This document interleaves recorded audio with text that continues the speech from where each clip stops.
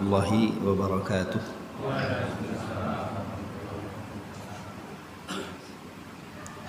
Innal hamdalillah nahmaduhu wa nasta'inuhu wa nastaghfiruh wa na'udzu billahi min shururi anfusina wa min sayyiati a'malina. May yahdihillahu fala mudilla lahu wa may yudlilhu fala hadiya lahu. Wa asyhadu an la ilaha illallah wahdahu la syarika lah. Wa asyhadu anna Muhammadan abduhu wa rasuluhu la nabiyya wa la rasula ba'dah. Subhanaka la ilma lana illa ma 'allamtana innaka antal alimul hakim. Allahumma fa'allimna ma yanfa'una wa jannibna ma la yanfa'una. Warzuqna al-amal bi kulli ma 'allamtana wa mukhlishina liwajhika ya akramal akramin wa arhamar rahimin. Allahumma ba'id anna su'al aqdar wa yassir lana kulla ma fihi ridhaka ya arhamar rahimin. Allahumma amin. Alhamdulillah, pada kesempatan pagi yang berbarakah ini Allah Subhanahu wa taala masih berkenan untuk memberikan taufik kepada kita dan bantuan untuk kita dapat melangkahkan kaki ke rumah dari rumah-rumah Allah Subhanahu wa taala ini dalam rangka melaksanakan fardhu salat subuh berjamaah, baik yang salat di masjid ini maupun di masjid-masjid yang lain. Kemudian berikutnya di masjid ini kita menyambung dengan kajian ilmiah syariah dengan tema 3 pilar utama Islam, merujuk kepada sebuah karya ringan dari Syekh Muhammad bin Abdul Wahhab At-Tamimi rahimahullah, di mana beliau berbicara tentang perkara-perkara terpenting yang mendasar dalam kehidupan seorang muslim maupun masyarakat Islami, di mana 3 perkara ini harus wujud sebagai dasar praktek beragamanya seorang muslim, sehingga nanti praktek beragamanya itu lurus, jelas dan baik. Yang pertama, kenal Allah. Yang kedua, kenal syariat dan agamanya. Dan pilar yang ketiga, di mana kita telah masuk penjabaran tentangnya, adalah kenal sosok manusia yang dipilih oleh Allah untuk menjadi nabi dan diutus oleh Allah kepada segenap jin dan manusia sebagai utusannya.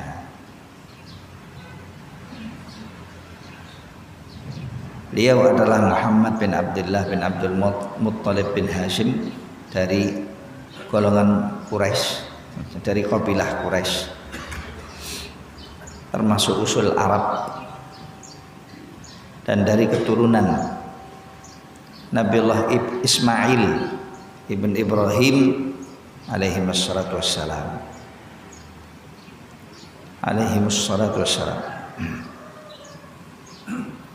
Diutus oleh Allah Subhanahu wa taala,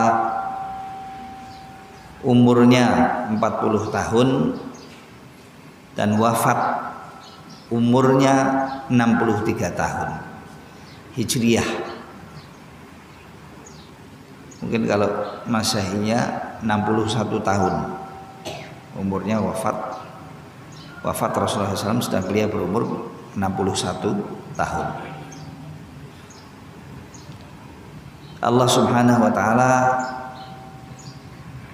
memilih beliau dan melantik beliau untuk menjadi nabi dengan diturunkan wahyu kepada beliau Nabi Muhammad SAW 5 ayat pertama surat Al-Alaq ataupun Iqra. A'udzubillahi samil alim minasyaitonir rajim. Bismillahirrahmanirrahim. Iqra bismi rabbikal ladzi khalaq, khalaqal insana min 'alaq, Iqra wa rabbukal akram alladzi 'allama bil qalam 'allamal insana ma lam ya'lam. Bacalah dengan nama Tuhanmu yang telah menciptakan, di mana Allah telah menciptakan manusia dari gumpalan daging yang menempel di dinding rahim. Ini mukjizat. Gara-gara ayat ini seorang profesor ahli janin masuk Islam di Eropa. Cuma gara-gara khalaqal insana min 'alaq titik. Tapi ya begitulah orang kalau berilmu. Tapi kalau nggak berilmu, jangan satu ayat. Sak Quran blek 30 juz mesti ditanyai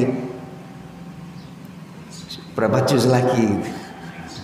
Pikirnya Al-Quran itu 40 juz atau 50 juz. Hatta kalau mau turun 100 juz tidak akan banyak manfaatnya bagi orang yang nggak pandai. Nggak pandai berpikir, nggak pandai yang telah menciptakan manusia dari gumpalan daging yang menempel di dinding rahim.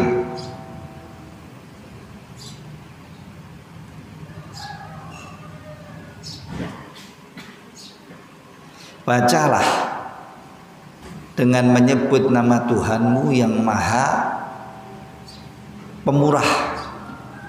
Iqra wa rabbukal akram.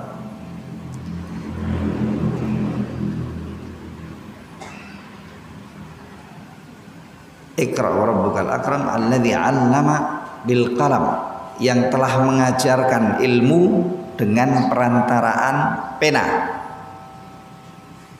Yang telah mengajarkan ilmu kepada jin, kepada manusia dengan perantaraan pena. Subhanallah, pena sampai kiamat selalu dibutuhkan. Masalah penanya dari areng, dari tinta ballpoint, tinta basah ataupun tinta kering. Intinya Allah Subhanahu wa taala mengabarkan kepada kita, dialah Allah yang telah mengajarkan ilmu ini dengan perantaraan pena. Maka zahirnya belajar itu perlu. Belajar itu perlu. Kalau sampai ada orang yang mengabaikan belajar, sudah bisa dipastikan kalau orang itu ringkih. Orang itu adalah orang yang ringkih, bukan orang yang kokoh, bukan orang yang bakoh, bukan orang yang kuat. Dalam hal apapun, sebagaimana katanya ibunya Imam Syafi'i ketika memberikan nasihat kepada beliau, wallahu alam dinisbatkan kepada ibunya ya. Dia mengatakan, man aradal akhirah, man aradad dunya fa alaihi bil ilm. Wa man aradal akhirah fa alaihi bil ilm. Siapa yang mau sukses dalam urusan dunianya, maka dia harus berbekal ilmu. Dan siapa yang mau sukses di akhiratnya juga, dia harus berbekal dengan ilmu. Jangan maunya kalau mati masuk ke Firdausul A'la, jejere Rasulullah, tetapi kemudian dia tidak mau untuk mempelajari syariat yang diajarkan oleh Rasulullah. Itu salah kaprah. Sebagaimana salah seorang di antara kita di sini ingin menjadi orang yang nomor satu, jangankan cuma se-Indonesia, kalau perlu nomor satu sedunia, nomor satu tersohor, nomor satu terhormat, nomor satu terkaya, nomor satu terkuat, nomor satu, semuanya nomor satu, tapi nggak mau belajar, bodoh. Nggak ada orang bodoh jadi presiden, tuh nggak ada. Satu, dia orang pinter. Yang kedua, kalau nggak pinter ya paling orang pinteri orang dan bodohi orang lain. Itu pinter juga tapi pintunya lain, alias licik. Iya, iblis itu jadinya kuat itu karena liciknya. Dan kalau nggak ada kepandaiannya dia nggak bisa licik dia.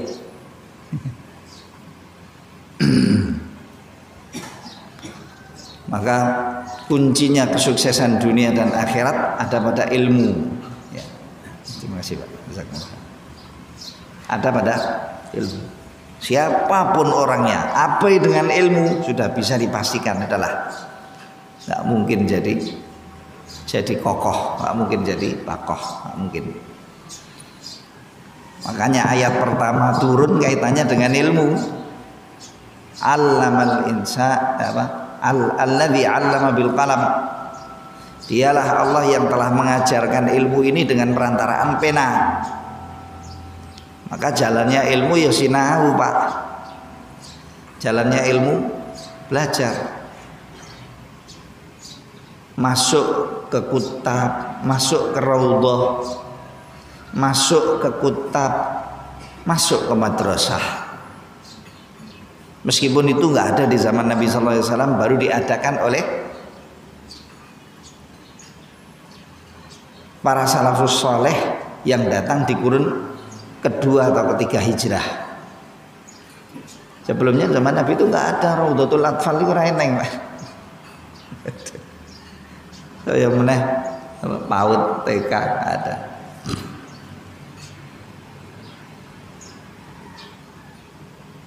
SD 6 tahun 6, SMP SMA 6 tahun 6, kuliah sampai magister 6 juga, jadinya 6 tahu nggak?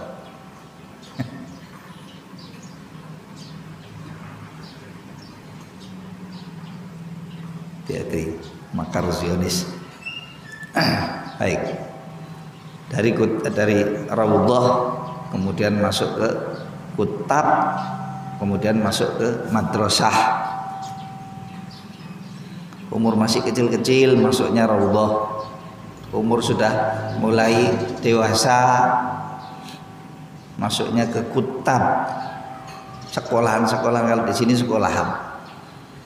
Umur sudah dewasa, kuat analisa, sudah mampu menganalisa dan kuat, masuknya nanti di madrasah.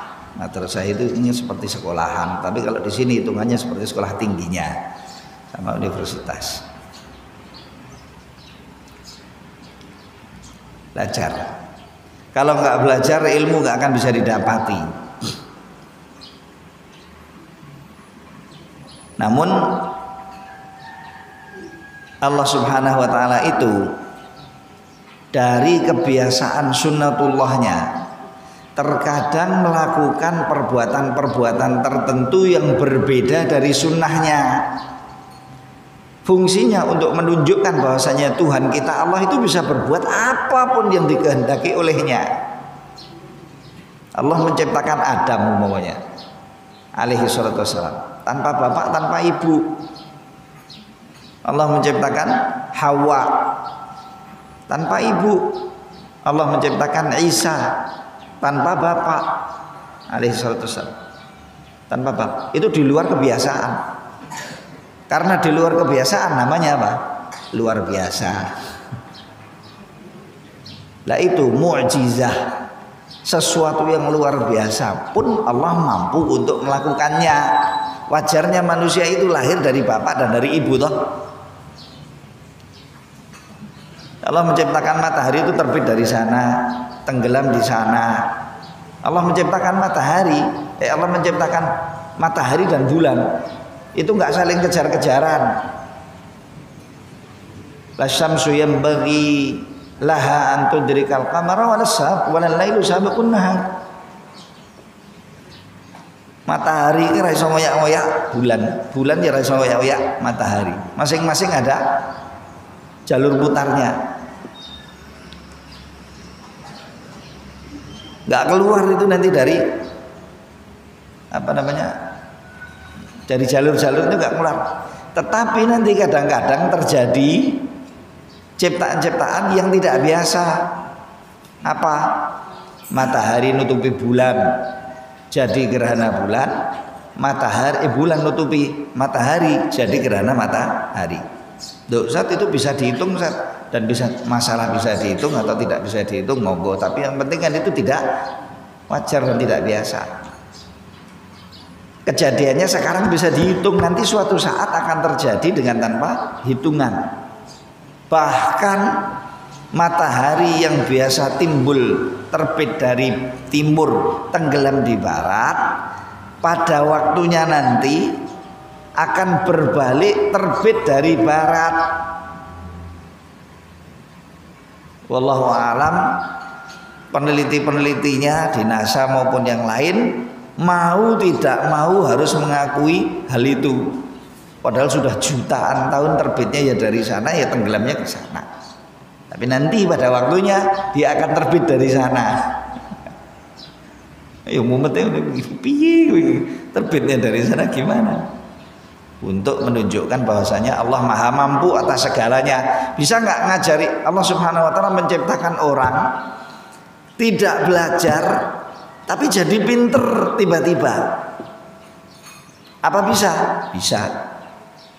Apa ada? Ada. Itu mungkin di zaman-zaman terdahulu itu, atau mungkin para nabi-nabi saja. Nabi-nabi saja pilihan Allah dan diangkat, atau mereka diangkat oleh Allah dan dikaruniai ilmu. Kayak orang sinau. Mana ada nabi profesor, nabi doktor? Di universitas mana mereka belajar? Dengan syekh-syekh siapa mereka bermulazamah? Tidak ada.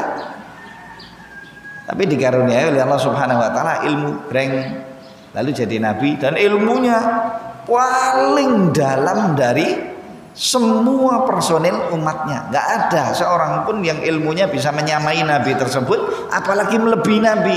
Nggak ada. Dari kaumnya loh ya, saya bilang dari kaumnya. Kecuali Nabi kita Muhammad SAW.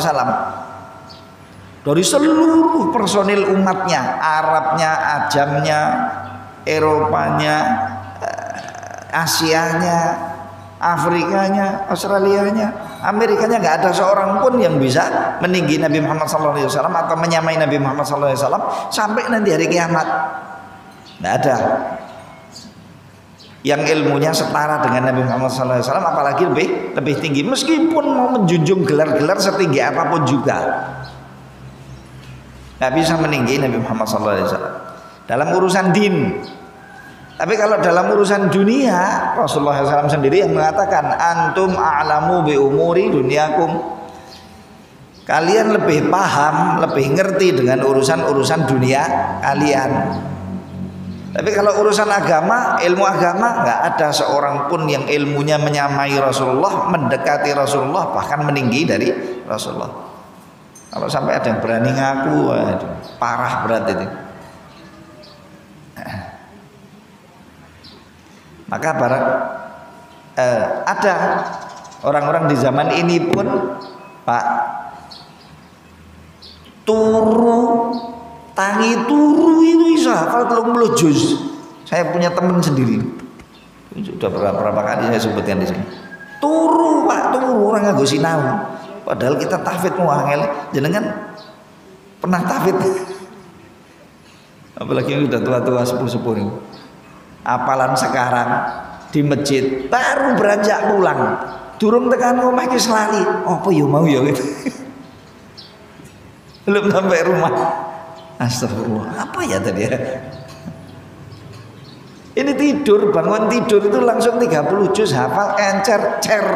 Ini loh, atas air putih ini kalau dituang, nggak pakai netes-netes seperti ini. Cur, gitu, hafalannya itu lancar. Itu namanya ilmu laduni. Semua ilmu laduni.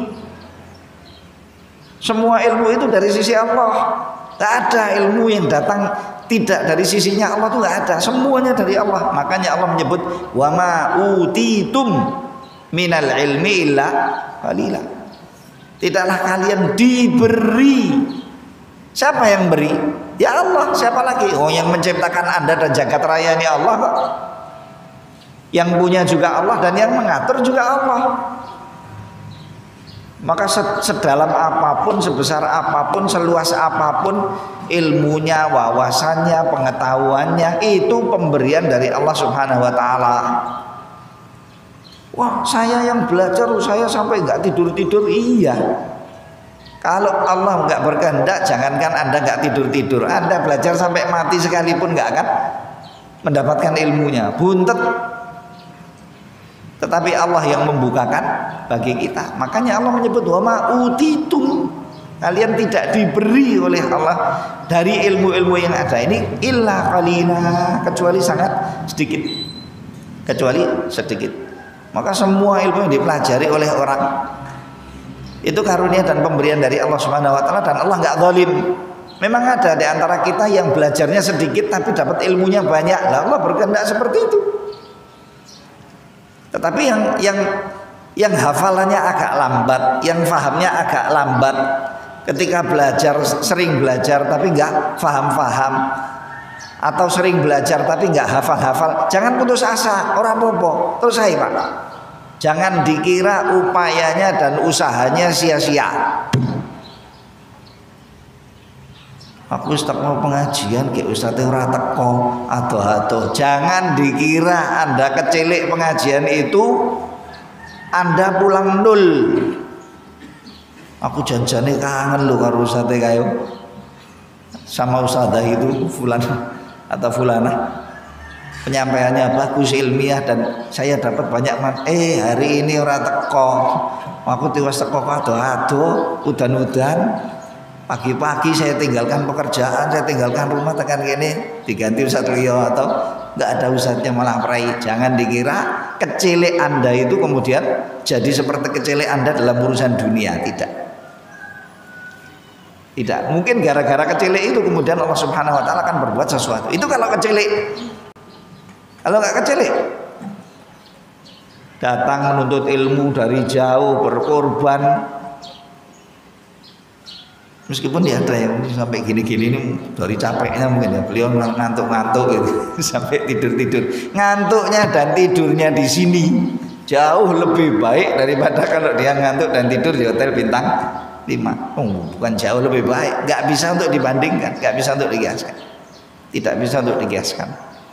Karena Rasulullah SAW sendiri yang mengatakan, barang siapa yang keluar dari rumahnya untuk menuntut ilmu, maka dia berposisi sebagai posisi mujahid yang berjihad di jalan Allah.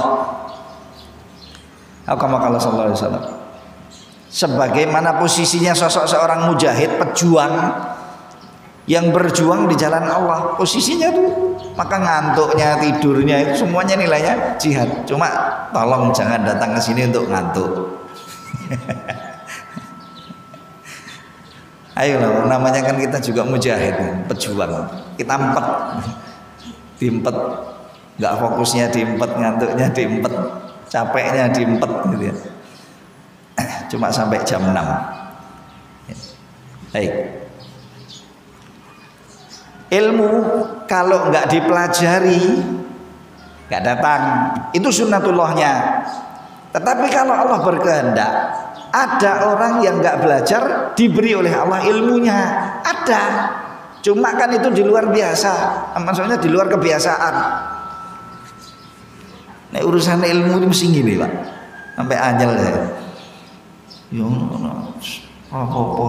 Pokoknya dalam urusan agama juga awal dewi melu ngomong piye gitu. Kebanyakan orang bagaimana mereka beribadah, mereka berilmu, sudahlah, banyak kan orang Islam kita bareng-bareng aja. Ya Allah. Coba kalau urusan dunianya seperti itu, nggak usah belajar saja, insya Allah juga nggak apa-apa. Coba Anda nggak usah kerja aja lah. Sudah kawin, punya anak, nggak usah kerja coba. Terus pokoknya melu-melu ngomong nggak mau deh. Kalau urusan cari rezeki, waduh nomor 1. Pokoknya jalannya apa saja dipelajari oleh dia.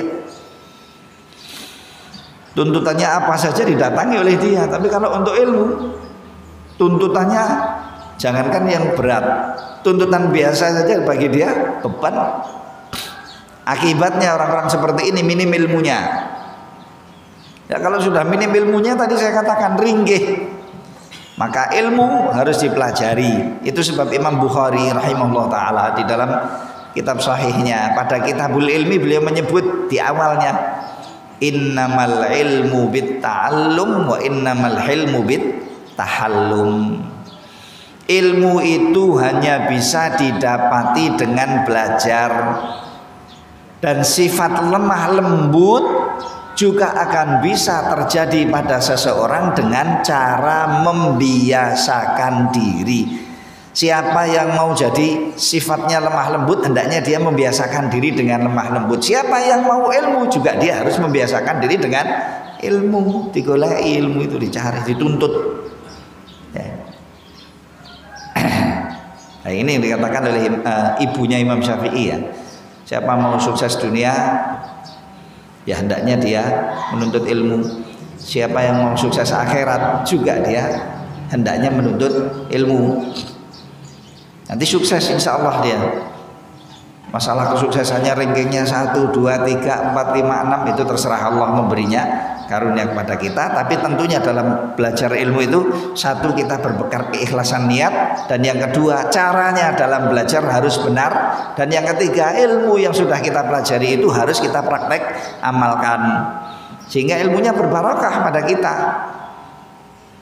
Ilmunya akan berbarokah pada diri kita, dan barokah itu menuntut tambahan biasanya lah.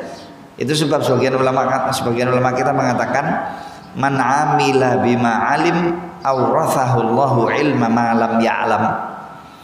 Barang siapa berusaha untuk beramal dengan apa yang telah ia ketahui, dia belajar, dia faham, dia tahu, terus dia amalkan, akibatnya awrathahullah, dia akan diwarisi oleh Allah ilmu-ilmu di mana dia tidak mengetahuinya. Jadi Allah akan membukakan baginya ketika dia mau dan mampu untuk beramal dengan ilmunya, akan dibukakan oleh Allah pintu-pintu kefahaman yang dulunya pintu-pintu kefahaman itu tidak terbuka pada dirinya. Terbukanya lewat praktek beramal dengan ilmu itu sendiri. Ya. Agama kita ini agama ilmiah, makanya ayat-ayat pertama yang turun itu 5 ayat surat Al-Alaq tadi arahnya kepada ilmu. Bacalah dengan nama Tuhanmu, Iqra bismi, yang telah menciptakan manusia dari gumpalan daging yang menempel di dinding rahim. Bacalah dengan nama Tuhanmu yang maha mulia, maha pemurah, yang telah mengajarkan manusia dengan pena apa yang diajarkan. Allamal insana ma lam ya'lam. Allah telah mengajarkan manusia apapun yang tadinya tidak diketahuinya. Siapa yang mau belajar, kunci ilmu telah wujud di tangannya.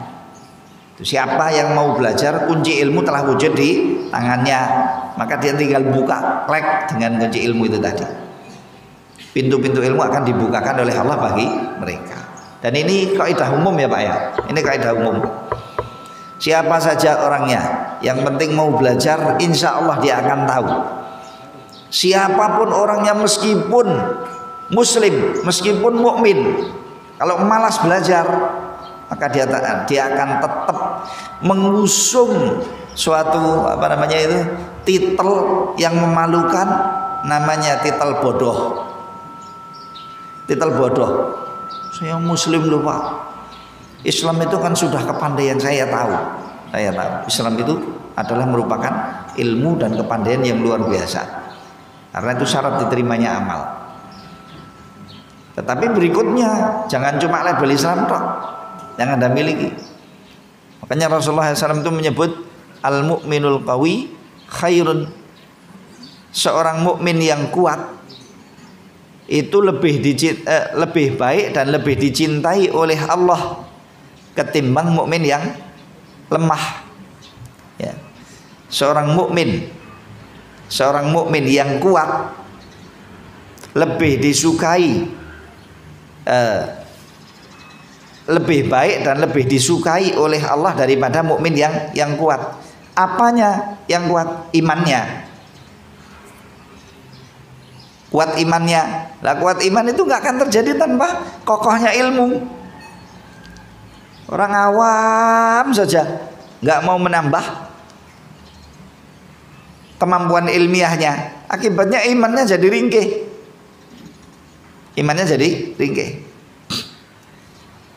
Dialah Allah yang telah mengajarkan apa saja yang nggak diketahui oleh kita. Yaitu akan dibukakan pintunya oleh Allah lewat belakang. Kaidah umum, tidak bisa dipungkiri oleh siapapun. Baik.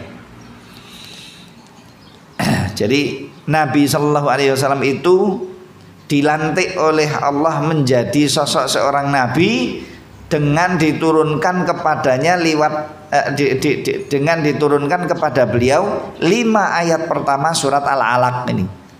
Menjadilah beliau sosok seorang nabi.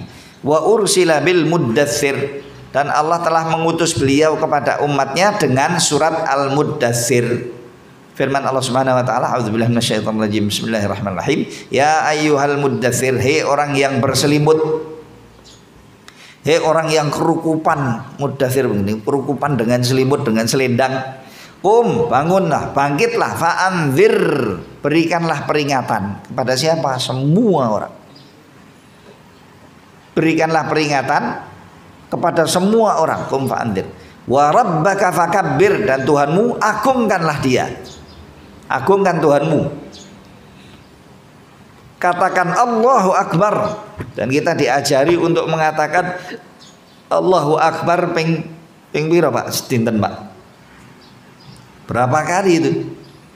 Takbiratul ihram Allahu Akbar, ruku' Allahu Akbar, sujud Allahu Akbar, duduk Allahu Akbar, sujud lagi Allahu Akbar, bangkit lagi dari sujud Allahu Akbar. Ping subuh 2 rakaat, maghrib 3 rakaat, selainnya 4 rakaat, 17 rakaat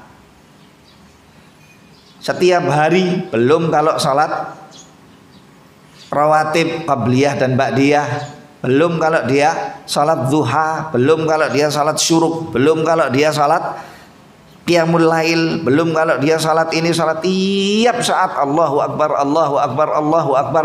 Tapi realnya orang muslim itu kecak mulutnya ini, mulutnya Allahu Akbar, tapi hatinya duit hu akbar, kekuasaan hu akbar, dunia hu akbar, begitu.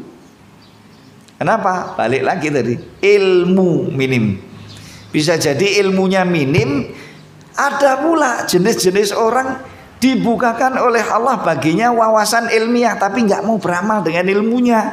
Ilmunya dalam, dia bisa berbicara tentang agama, pakai dalil sana dalil sini. Ya Allah, kaya ustadz kaya kiai, Pak Nen, serigala berbulu domba, namanya ulama usuk. Alim-alim yang jelek, alim-alim yang buruk, ilmunya ada, pandai, bisa bicara, ngerti, tetapi jadi kaki tangannya orang zolim, teman-temannya orang zolim, dan dia sendiri zolim pada dirinya sendiri. Bayangkan, ilmunya dalam, bisa berbicara tentang ilmu, tetapi dia pada dirinya sendiri zolim, dan membela dan membantu dan backingi orang-orang yang zolim. Wah, ini pemantik api neraka, kata Nabi SAW. Pemantik api neraka. Api neraka itu belum dinyalakan dengan nyala yang sudah nyala, sudah ada, sudah diciptakan, sekarang sudah dinyalakan oleh Allah. Tapi nanti pada hari kiamat akan dipantik pembakarannya lebih kencang lagi dengan 3 jenis orang. 1, orang kaya raya yang sodakohnya karena riak. 2, mujahid yang mengaku dirinya mujahid alias pejuang. Kalau di sini pejuang kemerdekaan atau enggak kemerdekaan, saya perjuangan apa namanya itu, politik. Aduh, parah. Selain politik dan selain politik, parah berarti mengaku-ngaku pejuang Pak Nen Burine. Iya. Peyu api neraka akan dibesarkan oleh jenis-jenis orang itu. Yang kedua, yang ketiga siapa? Orang yang belajar ilmu agama bukan untuk beramal, tapi malah untuk cari amplop, cari duit, cari ma'isyah, kehidupan, cari ma'isyah. Makanya berat sebetulnya kita rampung pengajian, nanti dari takmirnya, assalamualaikum, loh di amplopi, Pak tolong tuh Pak, jangan, nggak bisa, dia mau nolak nggak bisa juga. Mau nggak berikan tuh nggak bisa juga. Titipan jamaah Ustadz, nanti terus bagaimana Ustadz? Ini itu Oh, untuk bensin Ustaz. Nanti takut kalau kebiasaan Ustaz, takut kalau menjadi kebiasaan ustadznya gitu. Atau alimnya. Maksudnya seorang alim yang memang belajar tujuannya untuk mencari dunia itu, untuk mencari dunia itu sendiri. Padahal ilmu ini diturunkan oleh Allah dan dikaruniakan oleh Allah kepada ahli-ahlinya, tujuannya untuk membimbing dirinya sendiri dan agar supaya dia dilantik oleh Allah menjadi pembimbing yang lain dengan ilmu itu. Malah didol. Jadi dia menteri agama, menteri ini, menteri itu. Coba kalau nggak bisa agama, nggak mungkin jadi menteri agama. Kalau nggak jadi orang yang pandai, nggak mungkin dia jadi orang dilantik punya jabatan.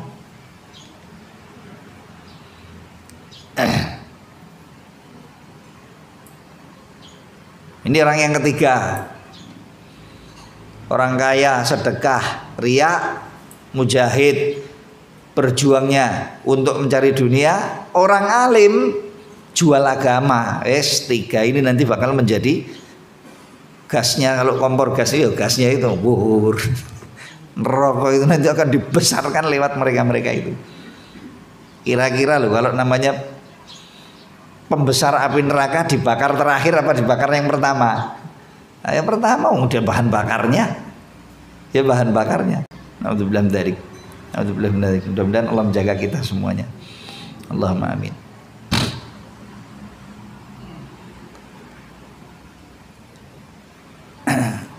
Jadi Allah mengutus Nabi kita Muhammad SAW dengan menurunkan kepadanya surat Al-Muddathir. Menjadi Nabi dilantik dengan 5 ayat surat Al-Alaq. Terus sampai 3 tahun. Tugasnya Nabi SAW berdakwah tetapi harus rahasia dan diam-diam. Setelah 3 tahun dakwah rahasia dan diam-diam di Makkah, mulai Islam timbul. Mau nggak mau kalau sudah 3 tahun dan sosok dai-nya adalah baginda Muhammad SAW, naik Islam itu kan. Mulai orang dengar sana sini dan memang sudah masanya Nabi kita Muhammad SAW harus membongkar dan membuka dakwahnya. Maka diturunkan oleh Allah firman-Nya, ya ayyuhal muddatsir, beliau menjadi utusan. Ayo saya utus kamu ke siapa? Bukan cuma ke Quraisy, bukan cuma ke orang Arab. Makanya Nabi Muhammad bukan Nabi Arab, meskipun orangnya orang Arab. Tetapi Nabi Muhammad SAW diutus oleh Allah kepada seluruh jin dan manusia dari golongan umatnya. Dengan surat Al-Muddathir dan dengan firman Allah Subhanahu wa taala, wa anzir ashiratakal aqrabin, dan berikanlah peringatan kerabat-kerabatmu yang dekat duluan gitu ya. Ya, memang harus begitu. Saya, keluarga saya, kerabat saya yang dekat, handai tolan saya, tetangga saya, baru kemudian kita meluas dakwahnya. Jangan kemudian kita meluas dakwahnya tapi rumah tangga kita sendiri nggak kenal agama. Meluas tetapi kerabat-kerabat kita semuanya jahil dengan agama yang kita bawa. Nah, itu parah tuh. Maka hendaknya kita berbenah. Tetapi kalau keluarga sudah diajari, kerabat sudah diajari, dan diajarinya memang sudah wajar mengajarinya seperti itu, tetapi susah menerima. Nabi Nuh alaihi salatu wassalam, anaknya itu mati kafir. Nabi Lut alaihi salatu wassalam, istrinya itu berpihak kepada, sekarang itu apa nih? Pelangi. Kaum pelangi itu apa? Apa? LGBT belum ada dulu. Ya pokoknya mirip itulah. Berpihak kepada mereka, tetapi tidak menjadi golongan mereka loh. Naudzubillah. Masa istrinya Nabi Lut kok istrinya tidak menjadi mereka, tapi dukung. Istrinya itu menjadi pendukungnya pelaku perbuatan kaum Lut. Sedangkan beliau sendiri enggak ke situ, tidak. cukup bagi pendukung perbuatan-perbuatan seperti itu akan dihitung oleh Allah menjadi golongan mereka meskipun dia menjaga diri dari perbuatan itu. Makanya hati-hati Pak kalau dukung. Nah, paham ya? Iya no. Semua kita dengan siapa yang kita sukai nanti kita akan masuk. Semua kita itu akan diiktibar dan dinilai dengan siapa yang kita sukai, dan semua kita itu akan dinilai dengan siapa yang kita cenderung kepadanya. Cenderung kok karo wong-wong bodoh ya kita akhirnya dinilai oleh Allah di mata Allah menjadi dari golongan orang-orang itu. Bersatu bergabung dengan orang-orang yang seperti itu ya sudah di mata Allah akan menjadi orang-orang tersebut. Dalam hal apa? Nanti jangan ada yang merasa di sini. Saya proses itu kok nyindir PKS toh. Orang, saya nggak punya perlu dengan itu. Saya sendiri juga nggak pernah masuk di partai, nggak pernah masuk. Kok nyindir begitu PKS maupun partai-partai yang lain. Nggak urusan. Muslimin tuh banyak. Susah ya ini muslimin buat partai sendiri itu nggak bisa tuh Pak. Nggak bisa tuh Pak. Nggak ilmiah ngomongannya. Oh, realitanya begini, iya saya paham. Realitas begini semua orang paham tahu. Ya. Nggak bisa tuh bersatu. Nggak bisa buat jadi satu begitu tuh nggak bisa tuh. Kudu pecah. Saben sore mesti nek partai anyar. Jangankan partai, pengajian aja loh ya. Pengajian mau ngelihat jumlah segini itu angel pol. Ya. Angel. Gak cocok buka masjid sendiri, gak cocok buka jamaah sendiri, gak cocok. Ya begitu. Ya Allah. Goro-goro apa? Salah paham sekecil apapun. Harus pelencar, harus pisah-pisah. Bojo ngono ta ya. Terus gimana? Sabar. Ustaz, lah kalau nanti pimpinan tertingginya munafik gimana Ustaz? Lah piye kok iso munafik jadi pimpinan tuh gimana? Lah munafiknya pinter. Bukan pinter, licik. Dan kita diajari oleh Allah dengan ajaran agama kita, dan kita diajari oleh Nabi kita Muhammad SAW dengan ajaran agama yang dibawa oleh beliau, suatu pengajaran ilmiah, diniyah, syariah yang luar biasa. Tidak mungkin ada munafik-munafik yang bisa nyoblos, maksudnya nyoblos masuk ke dalam gitu. Masuk ke dalam kok kemudian menjadi pimpinan tuh gak bisa. Kalau masuk ke dalam jadi anggota kayak biyen, dari dulu munafik-munafik itu ada di dalam kumpulannya Rasulullah SAW itu ada, itu nggak akan bisa. Kalau sekarang kelompok partai ini itu pimpinan tertingginya Pak Nen apa? Tangan intelijen ireng-ireng gitu, ireng-ireng. Makanya yang ke bawah rusak kabeh, rusak semuanya. Nasallahu alaihi. Pun Pak Bu, ayo bersatu ya. Bersatu. Yang cetro-cetro mawon, yang nggak cetro sudah tinggalkan. Hati-hati, bahaya urusan agama kita ini ya. Meskipun kelihatannya politik, kelihatannya urusan ini dan itu, tapi itu agama. Karena muslim itu jadinya muslim itu dengan mengatur semua aspek kehidupannya. Islam nggak bisa dipisahkan dengan aspek kehidupannya, termasuk politik. Politik itu bagian dari politik itu bagian dari bagian agama kita. Maka kalau ada muslim kok udah kita ibadah saja tidak berpolitik, salah. Bukan cuma salah, parah itu, dosa itu pelakunya itu. Dosa dia. Tapi bukan artinya berpolitik itu harus coblos-coblos ke sana ke sini, tidak. Kadang-kadang diem dan dia melakukan sesuatu itu bagian dari bagian politik. Termasuk yang salah, yang nyoblos ngojok-ngojok yang nggak nyoblos, yang nggak nyoblos ngafir-ngafirkan yang nyoblos, itu parah berat kalau itu. Emang dasar orang kalau nggak punya ilmu ya begitu itu jadinya, atau ilmunya tidak berbarokah. Nasallahu alaihi. Jadi Rasulullah SAW diutus oleh Allah dengan surat Al-Muddathir, wa baladuhu Makkah, dan negerinya adalah Makkah. Sampai di sini ya. Ba'athahullah, kata beliau berikutnya, ba'athahullahu bin nidharati 'anis syirki wa yad'u ila tauhid.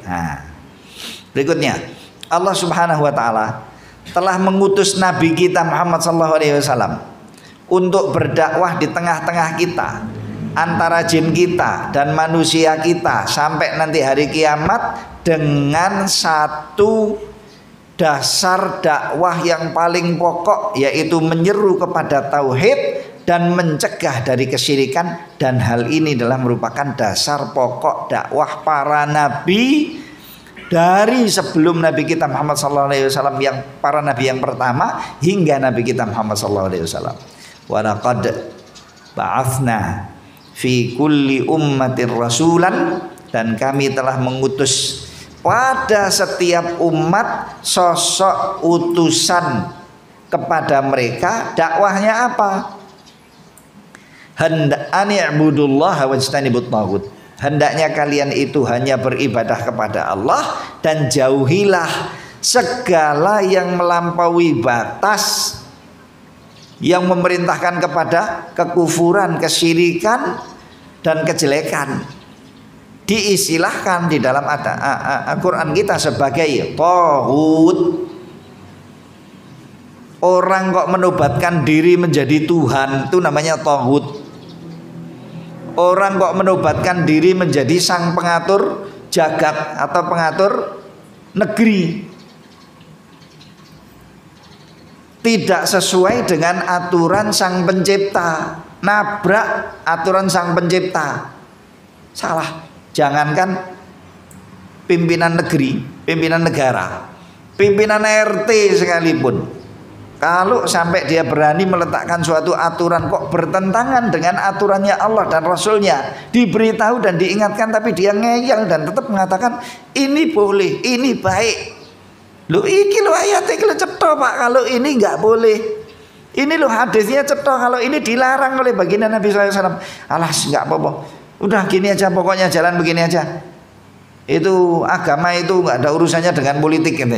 Oh, ini.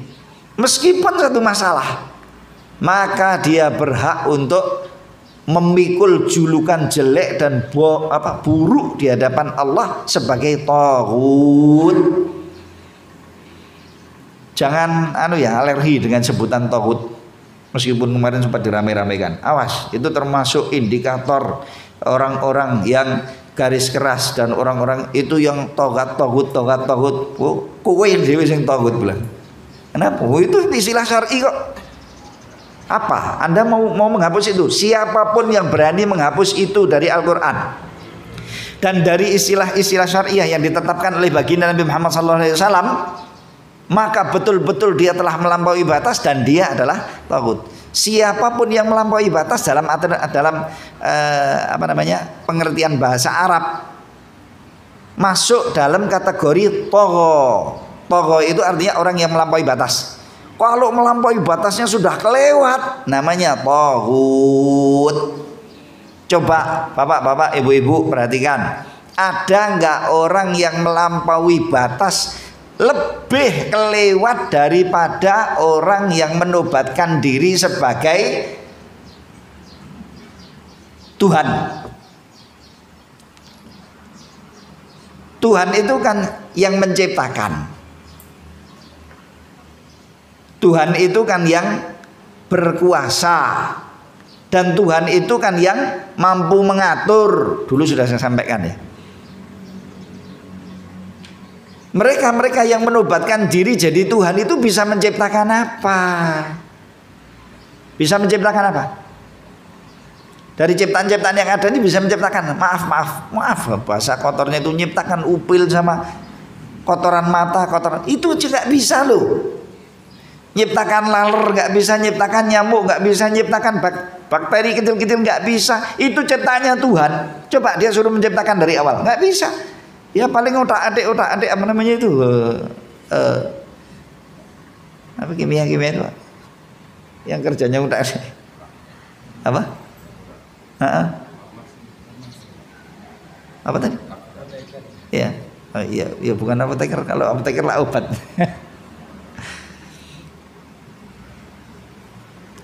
udah. Nanti dapat virus ini, dapat virus itu, dapat bakteri ini, dapat bakteri itu. Bukan ciptaannya dia. Dia cuma dapatkan saja gitu ya. Dia cuma mendapatkan saja.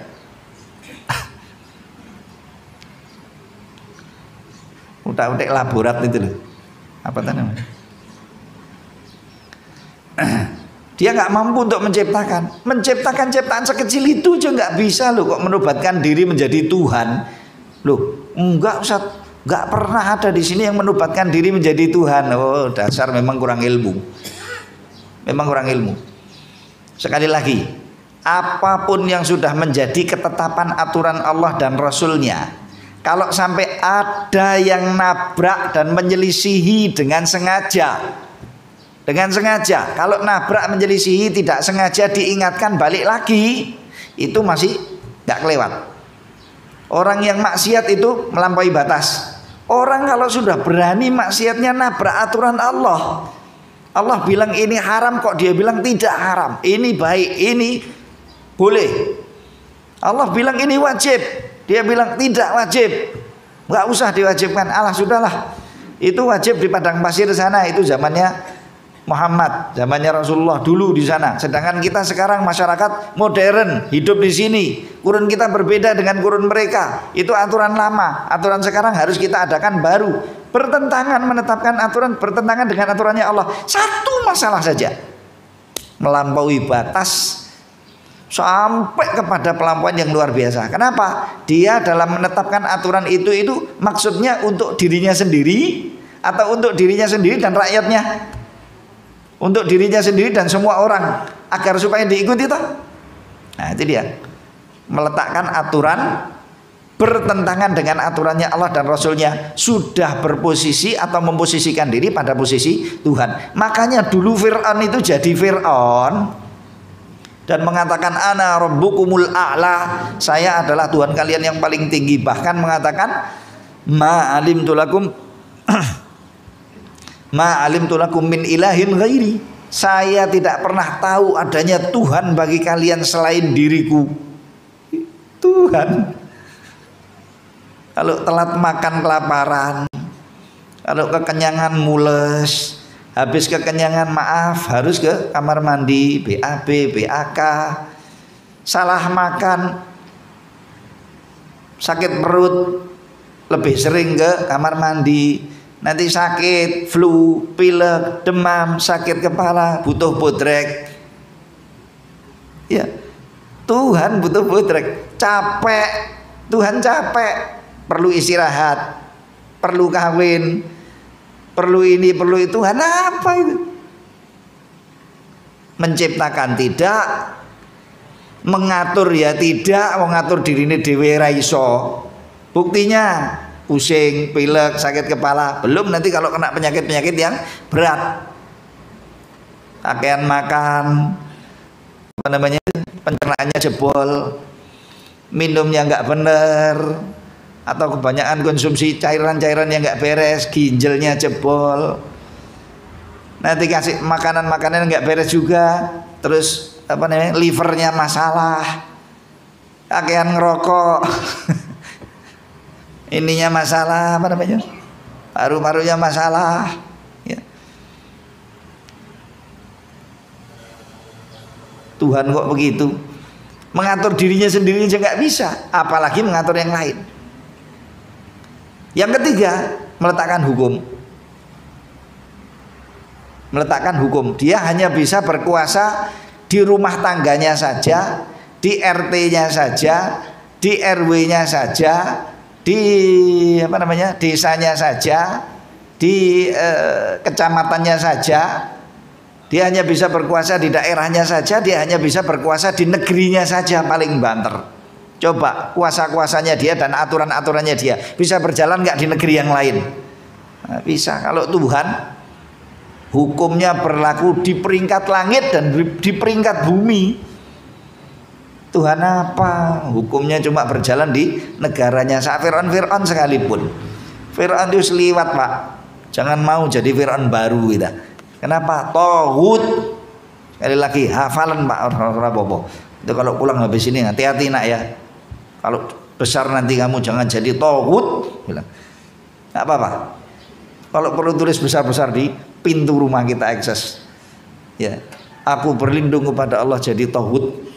Tapi ya hati-hati gitu. Kalau aman gitu ya. Kalau ada maslahatnya, manfaatnya silakan lakukan itu. Banner-banner ke sana ke sini itu daripada tulisannya kayak ngono ya. Awas, hati-hati, jangan gini, awas, waspada gini. Waspadalah Anda dari menjadi taghut. Waspadalah, tulis banner, tempelkan kalau itu jauh lebih penting daripada yang lain. Ini iklan-iklan gak karu-karuan ditempel ini pinggir jalan, dilihat 24 jam, sedangkan yang baik-baik harus disembunyikan dan harus dikubur. Naudzubillah dzalik. Jadi dasar dakwahnya adalah tauhid, dan dasar dakwahnya adalah mencegah bentuk kesyirikan sekecil apapun, dan itu dasar dakwah semua nabi dan harus disambung oleh penerus-penerus nabi sampai hari kiamat. Makanya nanti dakwah-dakwah kita semuanya itu harus itu dasarnya, Bapak-bapak, Ibu-ibu. Kita berdakwah kepada keluarga kita berdakwah kepada yang lain, dasarnya itu cekokkan apa namanya itu diajarkan kepada anak istri kita. Dan itu yang dinasihatkan oleh Luqman Al-Hakim kan kepada anaknya.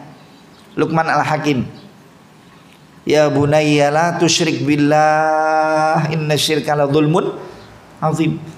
Wahai anakku, jangan sekali-kali kamu menyekutukan Allah. Sesungguhnya persekutuan terhadap Allah itu kezaliman yang sangat besar. Gak ada kezaliman di muka bumi lebih besar daripada kesyirikan kepada Allah. Nah, bentuknya kesyirikan itu bukan cuma menyembah patung. Beribadah kepada selain Allah itu syirik dengan bentuk apapun juga. Termasuk mengatur hukum kalau tidak sesuai dengan hukumnya Allah, itu juga bagian dari bagian-bagian kesyirikan. Harus diantisipasi. Gak boleh ada itu. Dalilnya adalah firman Allah Subhanahu wa taala surat Al-Muddatsir ayat 1 sampai ayat 7. A'udzubillahi minasyaitonir rajim, ya ayyuhal muddatsir sampai kepada walirabbika fasbir. Allah berfirman, ya ayyuhal muddatsir, ya. Hai orang yang berselimut, kum fa'andzir, berikanlah peringatan. Peringatan apa kata beliau di sini? Yunziru 'anis syirki wa yad'u ila tauhid. Nabi Muhammad SAW itu tugas dakwahnya memberikan peringatan dari kesyirikan agar jangan sampai ada orang yang terus bersekutu kepada Allah dan berdakwah kepada tauhid, mengajak semua orang hanya untuk beribadah kepada Allah semata dalam urusan apapun. Dan kita Bapak-bapak, Ibu-ibu, berislam kita tadi sudah saya katakan mencakup segalanya yang kita sebut dalam firman Allah Subhanahu wa taala, qul inna salati wa nusuki wa mahyaya wa mamati lillahi rabbil alamin. Salat saya ibadah badan, kurban saya ibadah harta, urusan badan saya dan urusan harta saya. Dan dalam kehidupan itu ada apa toh selain dari dua ini? Kalau enggak badan ya harta. Urusan badan saya dalam praktek ibadah apapun juga, urusan harta saya dalam praktek ibadah apapun juga, dari mulai zakat sampai kurban sampai ini sampai itu yang kaitannya dengan harta. Salat saya dan ibadah badan saya harus lillah, untuk mencari ridha Allah. Ibadah-ibadah harta saya harus digunakan untuk mencari ridha Allah. Cukup? Enggak cukup. Urusan hidup saya, mahyai, urusan hidup saya. Lah urusan hidup itu mencakup apa? Dari mulai kita melek bangun tidur sampai kita melek lagi. Sampai kita melek lagi, bukan cuman sampai kita tidur. Usahakan tidurnya itu lillahi rabbil alamin juga gitu. Dari mulai melek sampai kita melek lagi. Tidak boleh ada jedanya dari 24 jam yang diciptakan oleh Allah, diberikan oleh Allah kepada kita. lillahi rabbil alamin kabeh dari awalnya sampai akhirnya. Urusan pribadi sampai urusan umat, jangankan cuma negara. Ghafur. Nanti nggak ada pengetok palu, makan harta negara, ngerampok apa namanya,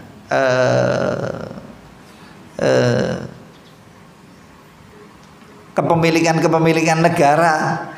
Ada yang dimiliki oleh negara di udara, dimiliki oleh negara di muka bumi, dan ada yang dimiliki oleh negara di dalam bumi, dirampok oleh sebagian orang. Begitu ketangkap masuk penjara, cuma suruh bayar 5.000 apa piro?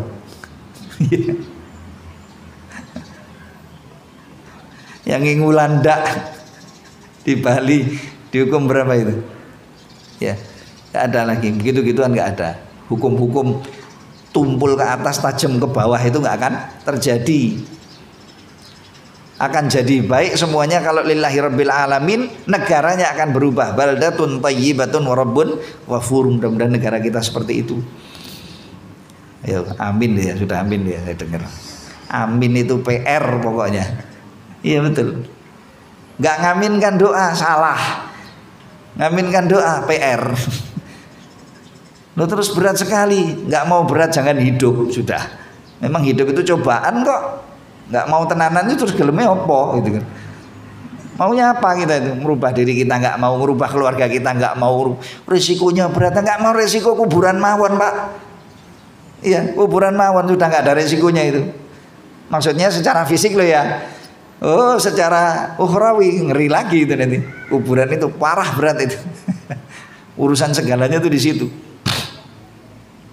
Tadi ya, cukupkah itu? Mengatur segalanya lillahi rabbil alamin cukup. Salatnya lillah, ibadah hartanya lillah, mengatur segalanya dari awal sampai akhir dalam urusan dunia ini lillahi rabbil alamin. Dalam urusan hidup, maaf, dalam urusan hidup itu lillahi rabbil alamin, semuanya lillahi rabbil alamin. Sudah bagus, cukup? Gak cukup, gak cukup. Agar kita menjadi mukmin yang benar itu nggak cukup dengan itu tok. Itu berat Ustadz, saya tahu. Tetap nggak cukup kalau sampai dia seperti itu semua lillahi rabbil alamin hidupnya, tetapi matinya di atas kesyirikan, su'ul khatimah, kayak rampung kabeh. Rontok itu semuanya itu nanti. Walau asyraku lahabita anhum ma kanu ya'malun. Kata Allah Subhanahu wa taala ketika menyebut para nabi-nabi Allah, ada 18 orang nabi disebut oleh Allah Subhanahu wa taala dalam firman-Nya, wa tilka hujjatuna. Silakan dibaca sendiri. Ada 18 nabi di situ. Ini nabi, ini nabi, ini nabi, ini. Kata Allah Subhanahu wa taala, jika mereka berani bersekutu kepadaku, niscaya akan rontok, niscaya akan sirna semua amalan-amalan yang telah dilakukan oleh mereka. Ini para nabi semuanya. Sedang Nabi kita Muhammad SAW dikatakan oleh Allah Subhanahu Wa Taala, la in asyrakta la yahbatanna amaluka. Kalau kamu berani bersekutu kepada kami, sekecil apapun, betul-betul akan sirna semua amalanmu wahai Muhammad SAW. Gak akan ada harganya. Nah ini Rasulullah. Rasulullah itu kalau berani bersekutu, rontok semua amalnya. Gak akan ada nilainya di hadapan Allah, dan tidak akan mungkin diridhoi oleh Allah. Dan siapapun kalau gak diridhoi oleh Allah gak bakal masuk ke rahmatnya Allah lalu masuk surga. Gak bisa. Masuk surga itu kuncinya rahmat. Dirahmati oleh Allah bisa masuk surga. Gak dirahmati oleh Allah gak bisa. Dan gak mungkin Allah merahmati siapa yang gak diridhoi. Nabi Muhammad pun kalau berani bersekutu, rontok amalannya dan gak akan diridhoi oleh Allah. Para nabi juga begitu, apalagi selain kita. Makanya tekanan kita yang terakhir itu apa? Mati di atas jalur keislaman, wafat dengan husnul khatimah. Wis jangan sampai lepas itu Pak doa Anda, doa-doa kita harian kita. Allahumma khtim bisolihati a'malana, atau Allahumma rzuqna husnal khatimah, atau pakai bahasa Jawa, bahasa Indonesia monggo gak apa-apa. Yang penting dalam berdoa kita faham. Nah itu gak cukup mengatur semuanya dengan aturan Allah. Tidak ada kesyirikannya, tidak ada kekufurannya, bersih, suci. Apa namanya? tidak ada bentuk kesyirikan apapun, tidak. Nggak cukup. Sampai matinya harus berada di atas tauhid. Tetapi begini, orang yang sadar, yang faham, yang tahu, dan dia sudah berusaha maksimal untuk berusaha hidup di jalan Allah Subhanahu, maksudnya hidup di atas jalur tauhid, insya Allah kemungkinannya kecil untuk mati dalam bentuk kesyirikan. Makanya sebagian ulama kita mengatakan, siapa yang membiasakan diri hidup dengan sesuatu, dia akan mati dengan cara tersebut. Dan siapa yang wafat dalam keadaan tertentu, dia akan dibangkitkan dalam keadaan yang sama. Orang yang membiasakan diri untuk terus berjalan di jalur tauhid dan alergi dari bentuk-bentuk kesyirikan, insya Allah akan wafat sebagai sosok mukmin. Kalau sudah wafat sosok mukmin, nantinya akan dibangkitkan dalam keadaan beriman kepada Allah Subhanahu wa taala. Hitungannya akan dipermudah oleh Allah. Tapi kalau dari sejak di dunianya benci syariat, gak suka agama, nendang din, menjauhkan diri dan mengajak orang lain dan menghalang-halangi orang untuk menjalankan agamanya dari awal, meskipun KTP ini Islam sekalipun, meskipun namanya orang mulia umpamanya, orang yang mulia, meskipun namanya siapa sajalah, orang yang baik, soleh, ya. Namanya siapa saja, niscaya dia akan mati dalam keadaan yang sama. Kalau sudah mati dalam keadaan seburuk itu, akan dibangkitkan dalam keadaan yang sama pula. Alhamdulillah. Baik, ini waktunya sudah habis, maka kita cukupkan sampai pada batasan ini. Mudah-mudahan apa yang kita kaji bersama ini bermanfaat. Maaf, kurang 1 menit 6 kurang 1 menit, tapi saya kira sudah cukup.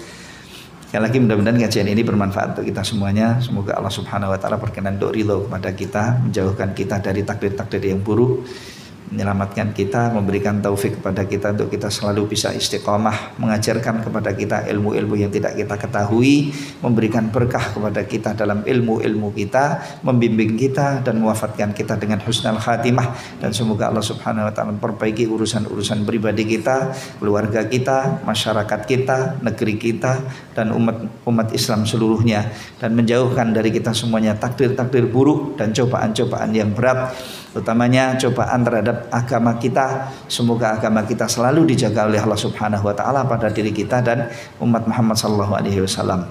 Allahumma amin. Allahumma amin. Sallallahu alaihi Muhammadin wa ala alihi washabbihi ajma'in. Wa akhiru da'wana alhamdulillahi rabbil alamin. Wassalamualaikum warahmatullahi wabarakatuh.